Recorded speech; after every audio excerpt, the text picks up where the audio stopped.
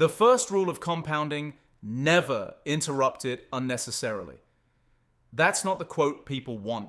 People want, buy this stock, use this hack, turn $500 into $50,000, invest like the rich. They want the exciting answer. But the biggest mistake beginners make with their money is not that they pick the wrong stock. It's not that they miss the perfect crypto entry. It's not that they fail to build the world's sexiest spreadsheet. It's not even that they start late. The biggest mistake is simpler than that. They try to grow money before they build structure. That's the mistake. They want level 3 moves with level 1 finances. They want investing before stability, returns before resilience, growth before breathing room. And that sounds harmless, even smart, until life does what life always does. It hits, the car breaks, hours get cut, rent goes up, the dog eats something expensive, the market drops, the job gets weird. The emergency arrives at exactly the wrong time. And suddenly the beginner realizes something brutal. Their investment plan was really just unstable money wearing a suit. That is the trap. Because beginners think the game is, how do I make my money grow faster? But the real first question is, how do I stop my money from dying stupidly? That comes first. Always. History proves this over and over. In 1929, people were buying stocks with borrowed money. In 2008, people were buying houses with too little margin. In 2020, the market dropped around 34% in about a month. Different era, different assets, same mistake. People were using fragile money for long-term dreams, and when reality punched them in the throat, they had to liquidate the future to survive the present. That is the beginner mistake. Using money that needs to stay safe as if it can afford to take a hit. Let's make this really simple. There are 3 jobs money can have: protection, stability, growth. Beginners hear money and immediately want growth. Stocks, crypto, real estate, side hustles, index funds, dividend portfolios, the whole thing. But if your money is still supposed to protect you, it cannot do a growth job properly. Because protection money has a different mission. It needs to be there, on time, without drama, without panic, without a 30% drawdown right when your life gets weird. That's why the biggest beginner mistake is not bad investing, it's bad ordering. They do the right things in the wrong order, and the wrong order is expensive. You see it all the time. Someone saves their first few $1,000s. They feel powerful for the first time. They finally have capital, and their brain immediately goes insane. Time to invest. Time to multiply. Time to make my money work for me. Maybe, but maybe your money still has a more boring job. Maybe it needs to be an emergency fund. Maybe it needs to kill 24% credit card debt. Maybe it needs to stop you from panicking the next time life gets creative. That's the part beginners hate. Because structure is boring. Growth is exciting. Nobody makes a dramatic montage about moving cash into a high-yield savings account. Nobody posts, just built 3 months of breathing room. Nobody flexes, I reduced my fragility. But that boring move changes lives faster than a lot of fake investing ever will. Because when you have no structure, every setback becomes a forced decision. And forced decisions are where wealth goes to die. You don't sell because you want to. You sell because rent is due. You don't swipe the card because it's optimal. You swipe because you ran out of room. You don't take the bad job because it's your calling. You take it because your bank account is negotiating from the floor. That is what beginners miss. Good money decisions are easier when your life is not on fire. So the real beginner advantage is not secret knowledge. It's not being forced into stupid moves.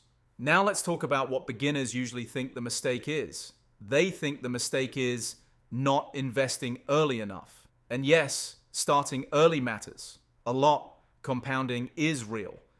$10,000 growing at 8% a year for 30 years becomes a lot more interesting than $10,000 sitting still. That part is true. But here's the part people skip. Compounding only works if you leave the money alone.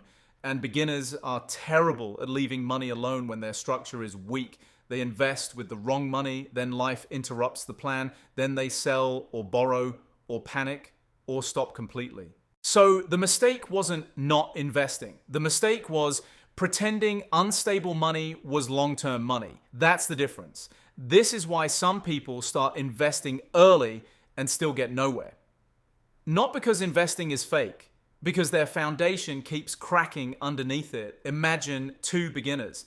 Person A puts $5,000 into the market immediately, but has no emergency fund, credit card debt, and no buffer. Person B keeps cash for emergencies, kills the toxic debt, gets 1 to 3 months of breathing room, and starts investing a little later.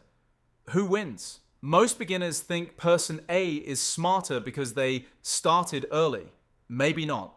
If person A has to sell after a bad month, or swipe cards through every emergency, or stop investing every time life gets messy, their head start means less than they think.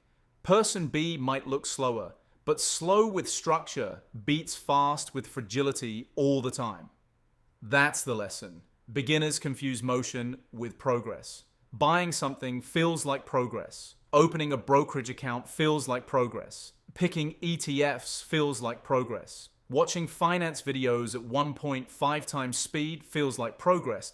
But progress is not activity. Progress is stronger structure. And structure looks like this: cash buffer, lower toxic debt, controlled fixed costs, a system, a plan, automatic contributions, money assigned to clear jobs. That is what adults build. Tourists buy assets, builders build financial systems, and systems win every time. Now, here's where beginners get really cooked. They think being responsible means doing everything at once. Save, invest, pay off debt, upgrade life, help family, travel a bit, enjoy something. Maybe start a business, maybe buy a better car, maybe keep some liquid, maybe buy a course from a guy in a t-shirt standing next to a rented Lamborghini. Too many jobs, too little structure. Money hates confusion. If every dollar has 5 jobs, it effectively has no job. That's why assignment matters. Your emergency fund has 1 job: protect you. Your debt payoff money has 1 job: stop the bleeding. Your investing money has 1 job: stay invested. Your checking account has 1 job: run your life. Once you understand that, everything gets cleaner. And this is where the beginner mistake starts disappearing. Because the mistake is not ignorance, it's mixing buckets. Using emergency money like investment money. Using investment money like spending money. Using debt payoff money for dopamine. Using checking money for fantasy. That's the beginner chaos. And chaos is expensive. Let's talk about debt for a second, because this is where a lot of beginner investors are actually just cosplaying. If you are paying 22% to 28% on a credit card, you are not in a race to find a 9% return in the market. You are in a fight to stop your money from bleeding out. That is math, not opinion. If you invest while carrying toxic interest, a lot of the time you are just doing financial theater. It feels productive, it sounds adult, it looks smart, but it is like trying to fill a bathtub while the drain is wide open and someone is also stealing buckets from the room. That's not wealth building. That's confusion with confidence. And beginners are vulnerable to that because finance online often makes everything look glamorous. Charts, apps, portfolios, returns, percentages, the "my money is working for me" vibe. Very cool. But quiet structure is what lets money work. No one wants to hear that their first big money win might need to be save more cash, reduce fixed costs, or kill high interest debt. Because that does not feel like a power move. But it is. It might be the biggest power move a beginner can make. Now let's get to the right way to think about money as a beginner. Step 1. Ask what job this money needs to do. Not what is exciting, not what sounds rich, not what looks advanced. What job? If the money needs to protect your life in the next 3 to 12 months, it is not investing money. If the money needs to stop expensive interest, it is not lifestyle money. If the money is truly extra, truly long-term, and you can leave it alone, then yes, now you can talk about growth. That's the order. Protect, stabilize, grow, not grow and pray. And here's the beautiful part. Once you stop making the biggest beginner mistake, money gets way less emotional because now you are not guessing. You are assigning. Now your cash is protection. Now your debt payoff is cleanup. Now your investments are future.